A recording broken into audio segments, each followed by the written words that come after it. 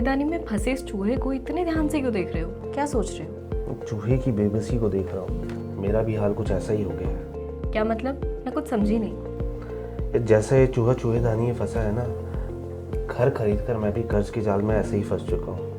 बबीता, चूहे को तो मैं चूहेदानी से बाहर निकाल सकता हूँ, लेकिन खुद को कैसे बाहर निकाल पाऊंगा कर्ज के जाल से, वो समझ नहीं पा रहा। क्या बात है देवेश, ठीक से बताओ। मैं बताता हूँ। જ્યારે મેં ઘર ખરીદ્યું ત્યારે મારો પગાર વધારે નહોતો, ડાઉન પેમેન્ટ માટે પણ મારી પાસે વધારે પૈસા નહોતા, તો હોમ લોન પણ વધારે લેવી પડી. રજિસ્ટ્રેશન ચાર્જ અને સ્ટેમ્પ ડ્યુટી માટે 3 લાખ રૂપિયા દોસ્ત પાસેથી પૈસા ઉધાર લેવા પડ્યા. ઈએમઆઈએ મારા ખર્ચને વધારી દીધો. સેવિંગની આદત છૂટી ગઈ. દોસ્તના પૈસા પાછા આપવા માટે પર્સનલ લોન લેવી પડી. હોમ લોન અને પર્સનલ લોનની ઈએમઆઈ ચૂકવતા ચૂકવતા થાકી ગયો છું. વિચારું છું ઘર ના ખરીદ્યું હોત તો સારું થાત. ઘર ખરીદવું ભાવનાત્મક કરતા નાણાકીય રીતે મહત્વનો નિર્ણય હોય છે.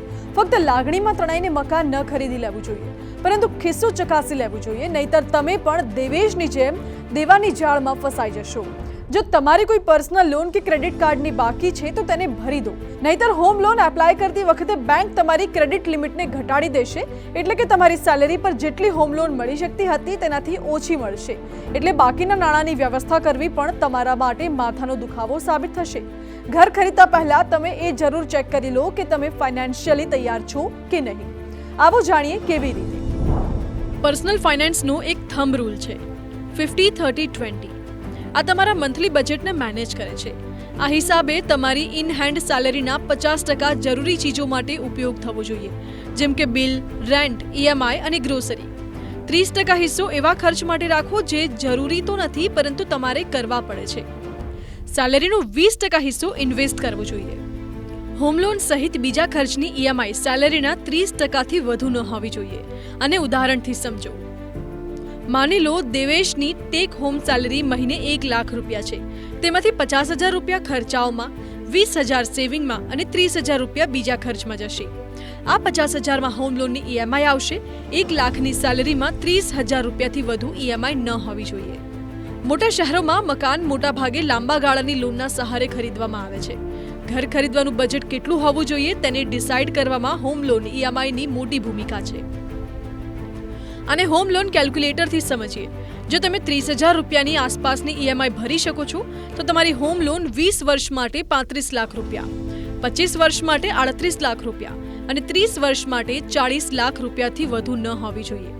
અહીં 8.65%ના વ્યાજ દરના હિસાબે ગણતરી કરવામાં આવી છે. સામાન્ય રીતે બેંક મકાનની કિંમતના 80-90% સુધી હોમ લોન આપે છે. બાકી રકમની વ્યવસ્થા જાતે કરવાની હોય છે. 50 લાખનું ઘર લેવા પર ડાઉન પેમેન્ટના 10 લાખ ખિસ્સામાંથી ભરવા પડશે. મકાન ખરીદતા પહેલા તમારે ડાઉન પેમેન્ટનું પ્લાનિંગ કરવું જોઈએ, કારણ કે જેટલું વધારે ડાઉન પેમેન્ટ હશે વ્યાજ તરીકે એટલા ઓછા પૈસા તમારે આપવા પડશે. આ ઉપરાંત સ્ટેમ્પ ડ્યુટી અને રજિસ્ટ્રેશન ચાર્જ જેવા બીજા ખર્ચ પણ ચૂકવવાના હોય છે. આ ખર્ચાઓ માટે પર્સનલ લોન લેવાથી બચો, નહીતર તમે દેવેશની જેમ બેવડી ઈએમઆઈમાં ફસાઈ શકો છો. ક્ષમતાથી વધુ લોન લેવાના અનેક નુકસાન છે. ભારે ઈએમઆઈનો બોજ તમારી સેવિંગ ખાઈ શકે છે. ઉપરાંત બીજા જરૂરી ખર્ચામાં કપાત માટે તમને મજબૂર કરી શકે છે. સૌથી મોટી વાત, તે માનસિક તણાવનું કારણ બની શકે છે. આવા સંજોગોમાં એક વાતનું હંમેશા ધ્યાન રાખો કે ઈએમઆઈ એટલી જ રાખો કે તમારો બાકી ખર્ચ અને સેવિંગ ન બંધ થાય. સેવિંગ જ મુશ્કેલ સમયમાં કામ આવે છે. अगर आप 1 करोड़ का होम डिसाइड करते हैं तो 80 लाख रुपए जो लोन है, 20 लाख रुपए का डाउन पेमेंट प्लान करना है और इंश्योर करना है कि ईएमआई जो है आपकी जो नेट टेक होम सैलरी है उसके 40% से नीचे रहे तो बेहतर है. होम लोन बाय करने के लिए इंटरेस्ट रेट को की डायरेक्शन क्या होगा उसको जज नहीं करना है. और दूसरा सवाल आता है कि भाई फ्लोटिंग रेट ले या फिक्स रेट ले. आज के मौजूदा हालात पे क्योंकि इंटरेस्ट रेट काफी तेजी से बढ़ गया है और अब इसके ऊपर जाने की गुंजाइश कम है और हो सकता है आने वाले 1, 2, 3 साल में इंटरेस्ट रेट कम हो जाए. सो इस सिचुएशन में आप फ्लोटिंग रेट इंटरेस्ट रेट में होम लोन का रेट जो है 8.5 से लेके 8.95% तक है आज के दिन में.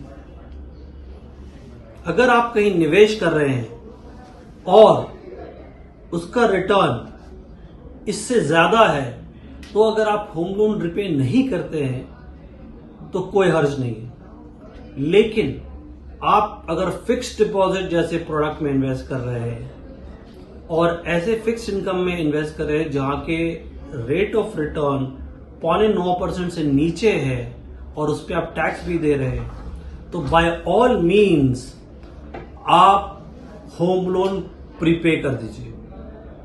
दूसरा रीजन और होता है, क्योंकि अगर तेजी से होम लोन रेट बढ़ गया है, आपने पहले लिया है और आपकी ईएमआई पेमेंट है, जो ईएमआई आप पे कर रहे हैं, आपके नेट टेक होम सैलरी की 40-50% से ऊपर जा रहा है, तो कोशिश करिए अगर आपके पास में कुछ सरप्लस है उसे रिपे करिए।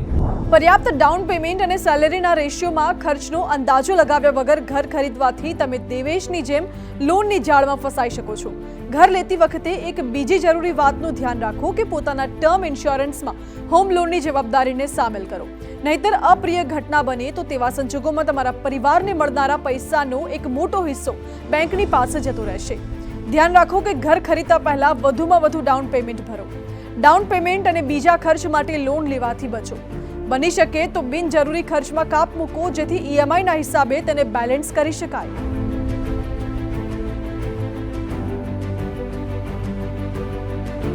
આવા જ ઇન્ટરેસ્ટિંગ વિડીયો જોવા માટે આપ મની 9 ગુજરાતીની YouTube ચેનલને સબસ્ક્રાઇબ કરી શકો છો, સાથે જ રેડ આઇકન બટન દબાવજો। એટલું જ નહીં, મની 9 ગુજરાતીના ફેસબુક પેજને પણ આપ લાઇક કરી શકો છો અને ટ્વિટર અને ઇન્સ્ટાગ્રામ આ બંનેને ફોલો કરવાનું ના ભૂલતા, કારણ કે સમજ છે તો સહજ છે।